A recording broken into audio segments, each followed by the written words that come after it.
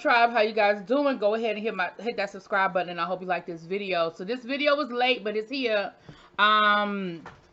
P Valley season 2, episode 5. I think we're on. So this is basically Mississippi's origin story, right? If you ever needed to understand anything going on with Mississippi, or you don't know why she make the moves she make, or even why she comes off a little bougie sometimes, because you might be like, how you bougie and you down in the Chuckalisa at the script club? But we find out where some of these things come from in this episode. So the episode start off, we see Rome is telling, Mississippi that he got her a wig line, and, she's excited and everything, and he's showing her the different wigs, and they're like blue and pink and red, and she was like, oh, that's just ghetto. And he was like, what you mean ghetto? What you mean ghetto? And so he, gets a little blonde wig on her, and she's like, I don't know if my color, I don't know if this is the right wig for my complexion, for my color. So that lets you know right there that that's something she's conscious of as far as her color. And again, we're gonna find out that it's rooted somewhere, right? It didn't just come out of nowhere. So that lets you know that she's conscious about her complexion. So it's Mississippi night down to the club. So everything is about Mississippi. Everything is about giving her flowers, right? So we have Tip Drill, we have Jocelyn Hernandez, we have Dime Peace, who will like giving her flowers, and Jocelyn has this whole moment. She comes out and she does a little routine, and they're saying, listen, we're ushering in the new, like she is the next best thing. She is the new woman coming up in the game as in the script club, coming up in the game, whatever. Now while this is going on, of course Murder is looking at his manager like, yo, why you can't get me in something like this? Like, this is like a whole vibe, and it's all about Mississippi, and we playing second fiddle, and it's my damn song. Like, what's really good? And of course Woody is like, look, I'm make it do what it do, when it do, how it do, when we gonna get it done, right? Now Murder, I'm gonna just say this: if you don't just go ahead and send that little, I hope you sent your situation down to DJ Never Scared, because then you gonna really be rolling on something. But anyway,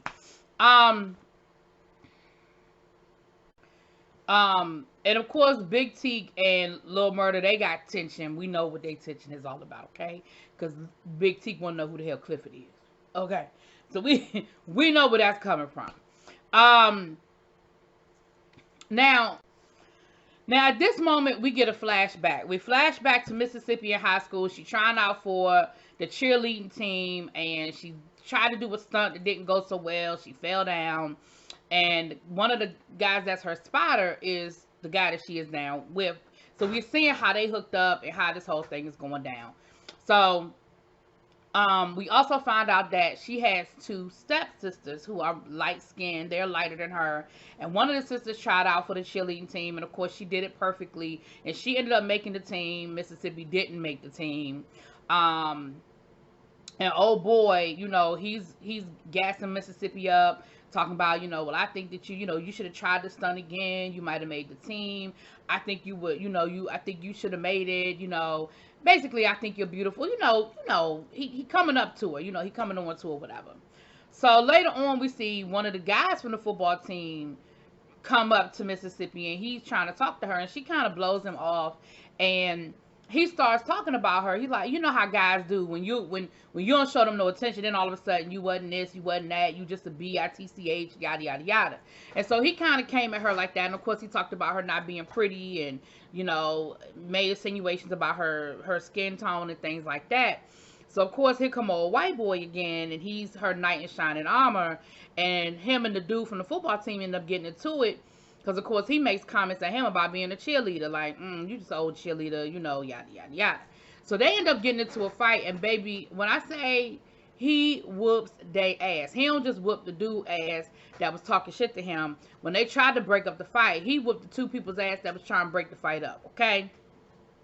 And ultimately, they ended up getting suspended from the game. He didn't get suspended from the cheerleading team. That might have been a little bit of white privilege that was in there, because let's be clear, the beginning of the fight wasn't on him, because the dude spit on him.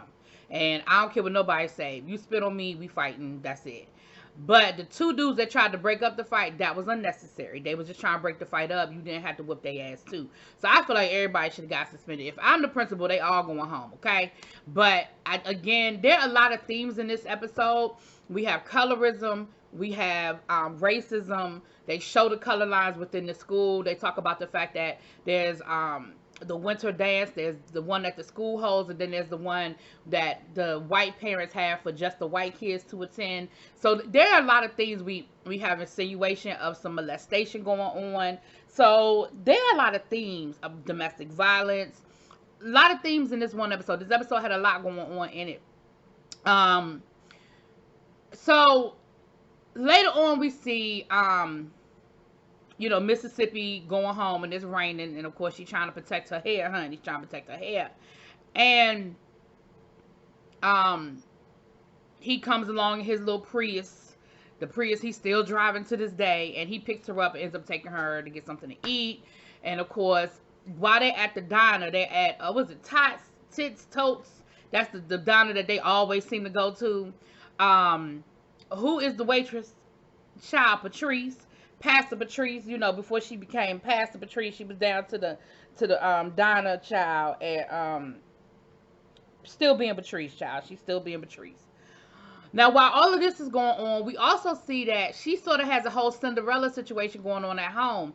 Her father married the mother of the two girls, the two light-skinned girls, and come to find out that Daddy basically had an affair and cheated on her mama because stepmama was an airline stewardess, talking about some she telling a story talking about some the day talking to her children, basically ignoring Mississippi. She got Mississippi doing their hair, y'all know the whole Cinderella style thing. She doing their hair and talking about how that's all she good for, and she ended up burning the other sister's hair by accident. She burned the girl hair, and of course she was like, oh my gosh, this is the prettiest thing about her. You done ruined her hair. I know that's because you jealous because you don't have hair like theirs. You're jealous of my girl, so you messed up her hair on purpose. Again, a lot of things going on, but she's telling this story as if it's this great love story. Oh, I knew your father was the one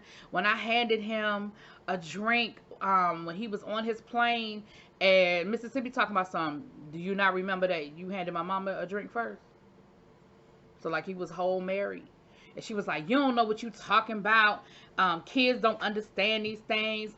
And Mississippi kind of came at her and was like, listen, what you not going to do is sit here and act like you was so innocent and you didn't come on to my daddy while he was married to my mama. Like, now they never did address what happened to her mama. I don't know if her mama passed away or what.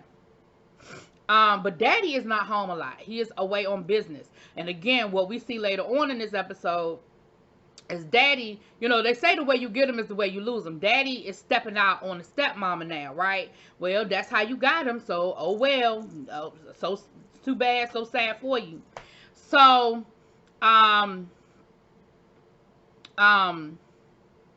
so then, they get into a fight. Like, they end up in this whole food fight, child. She was throwing the food at her stepmama. Her stepmama was throwing food back at her, child. And we hear them arguing that night when her father gets home. We hear them arguing about what Mississippi, of course, what Mississippi did to her. It's a whole argument or whatever. So then we flash back to present day where she's at the script club and Jocelyn is like, giving her props. And she tells her, she said, listen, at the end of the day, they're going to always see you as a hoe. Like, you came out the strip club. She said there are going to be times where that's all men ever going to see you as the girl at the script club, right? But you're going to have to do your own thing, and you're going to have to, be smarter than them, basically.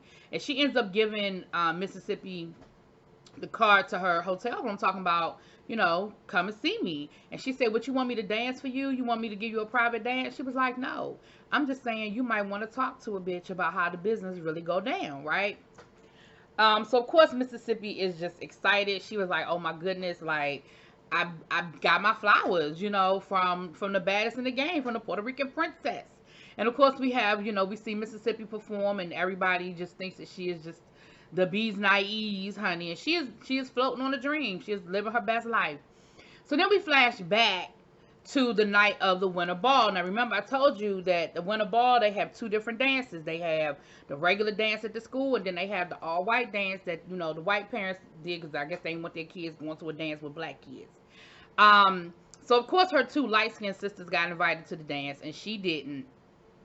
And her daddy is there taking pictures of the sisters with their dates. And Gidget is there too. Gidget's on the cheerleading team. So we see where Gidget and Mississippi met up. So again, you realize that she's known Gidget a lot longer than just down to the paint, right?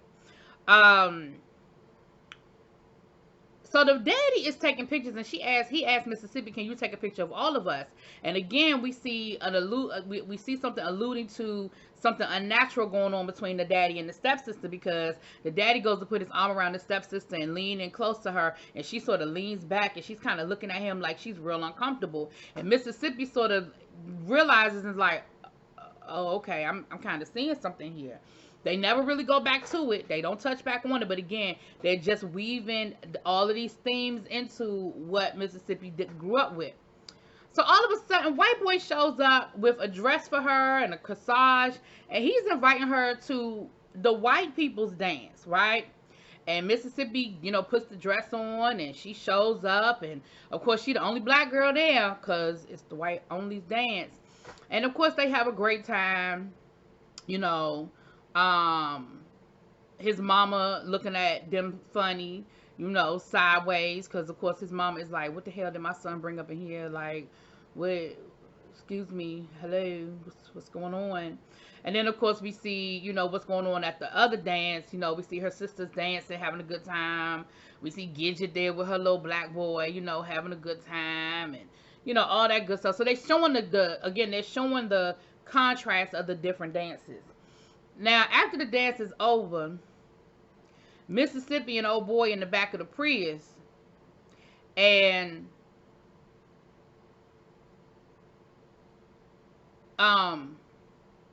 they get to, you know, kissing and hugging and touching and stuff. And he was like, "This my, you know, I never did this before. This is my first time." Child, they end up having sex, child.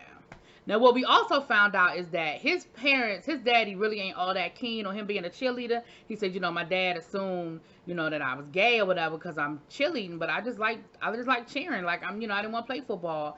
And he ended up getting a full scholarship for cheering because they're like the state champs or something like that. So they end up getting a full scholarship. So we see where his life was going in this direction. His family is very prominent. His family is very rich. In Chucalissa.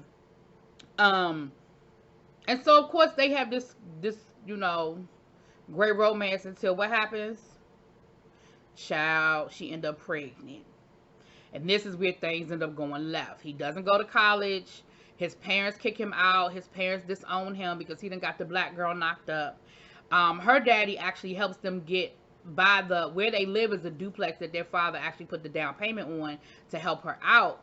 And we see the first time that he actually puts his hand on Mississippi, they get to arguing, and of course he says all the nasty things to her. You know, "I should have never messed with you. I don't know why I did that. You know, you wasn't all that to begin with. You know." And she's giving as good as she get. You know, they going back and forth. They arguing with each other, and then he ends up putting his hands around her throat, and he basically chokes her till she's unconscious, because Uncle Clifford is narrating this whole episode. And even in that moment he said, you know, as she was you know, coming to, or as she was passing out, a part of her died that night. You know, there's a part of, and that's kind of where you, like I said, that's the first time. And of course she left, she went home. Now she got to be about 6 or 7 months pregnant, and she in her nightgown, she shows up on her stepmother's doorstep. It's pouring down raining, and she's begging to come back home. And the stepmom is like, "I can't have this around my children like it's contagious," right? She was like, "I can't bring you up in here." And she was like, "I made a mistake." She was like, "No, you made a decision, and now you got to live with your decision." And she sends Mississippi back home. She never found out what the problem was. She never talked to Mississippi about what happened. She just sent her back home. So of course she walks back in the house, and old boy got the whole bedroom is full of roses, and I'm so sorry, I'll never do it again, yada yada yada. So here's the beginning of the cycle that we see Mississippi in. And it explains a lot about why she stays with him. I know it's so easy for people to be like, why she won't leave him, why she won't leave him, oh, she should have just let, Diamond handle it, and this, that, and that. I still would have let Diamond handle it. But you see now that I think she carries a lot of guilt because his family disowned him because of her. He had to quit school, couldn't go to college. He had a full scholarship, and it takes two to tango, we know. But I think there's a part of her that feels responsible for what happened to him and where his life ended up, right? And then of course it's her first love. Like, y'all know y'all know that first love. Y'all know how that first love goes, right? So back to present day, after Mississippi Night, child, there's money everywhere. Talk about money on the floor. There's money everywhere, and they're counting up the money. They dancing in the money. They rolling around on the floor in the money. Now, what I thought was interesting was that they were packing the money up to give to Rome, and I'm like, Mississippi girl, please tell me you smarter than that. Please don't tell me that you giving that man all your damn money. Please, please, please, because you're literally counting it up. He don't know what's there. Like, I get that, he's handling your money and he's the manager, but girl, please don't tell me that you ain't sliding, because he's not even in the room. Please don't tell me you're not sliding. Like, you've been doing this too long. You worked at the paint. I know Uncle Clifford got a rule about that somewhere, that you don't just turn over all your damn money. I mean, you went from one pimp to another pimp. Rome, I mean, if you giving him all your money, you working for free.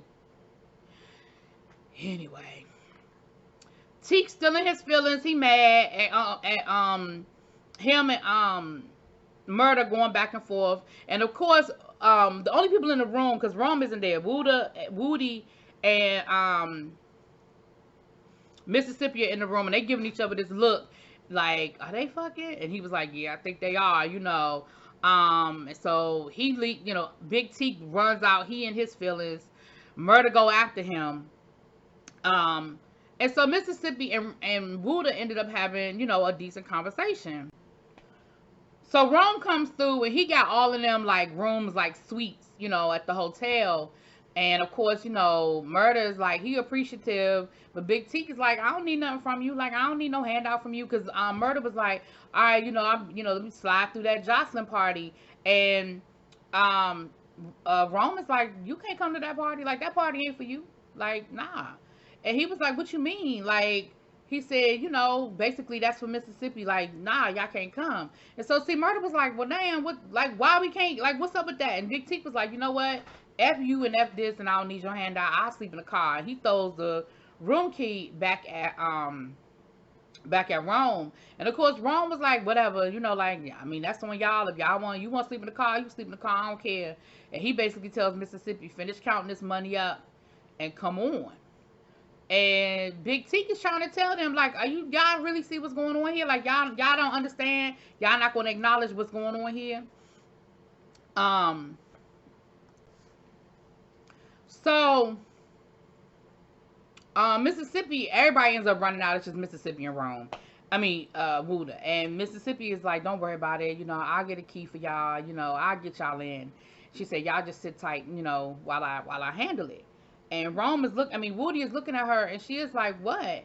And he was like, nothing. Just, don't let all this go to your head. Like, don't let yourself get caught up in all of this. So later on that night, Mississippi, she all dressed up, and she goes by Rome's hotel room. And he opens the door, and he got on his robe. And she was like, what you got going on here? And he was like, oh, I'm just getting dressed. I'm getting ready for the party. Come on in. So he tells her that the wig line fell through, but he got something else for her. He got her a deal, endorsement deal with basically the stripper shoes. And she was like, really?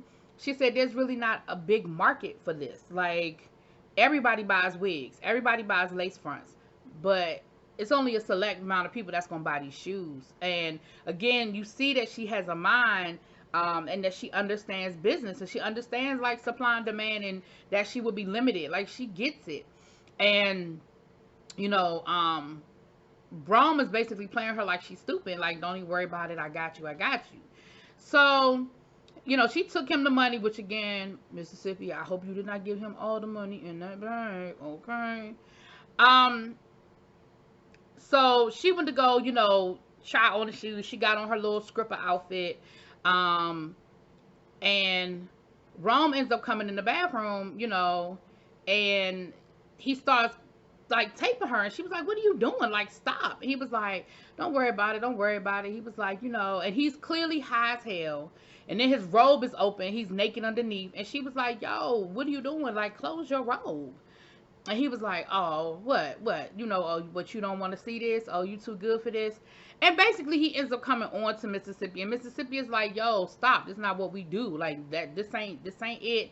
Stop." You could tell she's uncomfortable. But I think there's a part of her that is like, okay, if I tell him no, it'll be cool. Like, we'll move on, and it's going to be what's going to be. Now, he had already told her that they were extending the 12 date tour. They were doubling it. And she was like, I promised my man I'd be home in 2 weeks. And he was like, I already called him and I already cleared it. It's all good. She was like, nah, it's not all good. And so basically he ends up trying to rape her. Like, I ain't gonna drag it out. He ends up trying to assault her. And she gets him. I mean, she scratches his face. She knees him in the groin. She's able to get away from him, but he ripped her shirt, so she got half her breast hanging out. And she ends up running, and she runs back to the room. She runs back to Woody's room. And, of course, Woody is like, "Oh, my goodness, what happened? Are you okay?" And she tells him what happened. And, Woody tells her, he was like, "Listen, don't worry. I'll handle it. Like, get yourself together." And she tells him, "I'm ready to go. Like, I want to go home." He was like, "All right, we're going to go. We'll leave. We're going to go back." And she tells him, because while she was talking to Rome brought up the fact that she asked about murder on the tour. And he was like, "Man, we ain't worried about that. We don't need him." He was like, "I'll find somebody else." And she was like, "Well, that's not right." And so she said, well, basically he tells her, "Well, murder, he a little gay dude anyway. And, I got him controlled because he don't want to be exposed." And of course, Mississippi knows, but she was like, "What you talking about? Like, he not gay. What are you talking about?" And he ends up showing her a video. Now, we don't know who the video is with, but we know it's clearly a video of murder in a compromising position. Now, we're assuming it was probably Big Teak from that night they had a couple of weeks ago, but we don't know for certain that it's really Big Teak. It could be Clifford. Hell, it could be Woody. And the reason why I say that is because when she was talking to Woody and she told Woody about it, he was like, "A video of who? A video of what?" And he is determined to get this video back. Okay.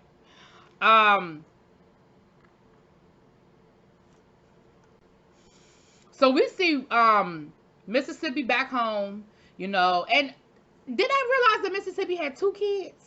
Because she's got 2. I don't know why I didn't realize she had 2 kids. I always thought she just had the 1. But anyway, she's got 2 kids. She's back home. And her son is crying. Like, her son is sitting on the floor. He's crying. And she's like, "What's wrong with him?" He was like, "Oh, he just missed his mommy. Oh, he just missed his mommy." And she tried to pick him up, and he wouldn't let her. He kept pushing her away. And at first, you're like, dang, she been away from her son so long. He don't want her to touch him. But we see that she ends up taking him to the hospital. Come to find out, his elbow was fractured and he had bruises all on his back. And I'm really surprised that Mississippi ended up coming home with her son. And I'm really surprised that she came home with her son, because when the doctor saw those bruises, I'm surprised social services wasn't called and that her child wasn't taken into custody until they did an investigation, which is what I think probably should have happened. But neither here nor there. Mississippi came home and she's mad. She was like, "Listen, if you want to beat me, but don't beat my kids. Like he's however many, years old. Like, don't put this." And he was like, first he tried to deny it. And then he said, "Listen, I'm not doing nothing to him that my daddy didn't do to me. I'm just giving him a whooping like my daddy whooped me. Like, cause he bad. Like, he was cutting up." So she tells him, "Listen, she said, we leaving. You're not gonna put your hands on my kids. Like, we leaving." So of course he ends up punching the shit out of Mississippi and choking her again and telling her she ain't going nowhere and she ain't taking his kids nowhere. And that's where we leave Mississippi. Then we see Woody rolling up on Rome. He got a whole orgy going on in his hotel room, and Woody confront, he got some coke for him, and of course Rome being a cokehead, he immediately pulls it out. He get ready sniffing it. He gonna tell Woody, "Nah, you go ahead," because he kind of got this look like, So Woody bends over like he really sniffing it, but he ends up sniffing the coke that was already on the table and not the coke that Woody had poured on the table for what he gave him. Rome had poured on the table for what he gave him. So Rome ends up sniffing, and basically Woody lets him know, where that video at. He was like, "What video?" He was like, "The video you got a murder." He was like, "I don't know what you're talking about. I don't know what you're talking about." And he basically lets him know, "Look, you dying. I did it." He shows him the fentanyl bottle, and he was like, "Listen, because Woody is an undertaker." And he tells him, he was like, "Listen, when you out here doing wrong, it's gonna come back on you. And I done seen so many people die so many different ways. It is what it is." And next thing you know, baby Rome falls out. He dead on the floor, and Woody walks out of there. The rest of the people at the party end up having to call 911 because he had an overdose. Now you gonna mess around and they show up with that daggone stuff that the Arcanon, was it y'all know what I'm talking about, where they wake people up, the spray that they give you to wake you up from the overdose. And Woody and Rome might not be dead, okay, but neither here nor there, child. That's where the episode is. It was a lot going on. It was a lot of themes. It was jam packed with stuff. Y'all let me know what y'all think. I'll talk to y'all later. Peace.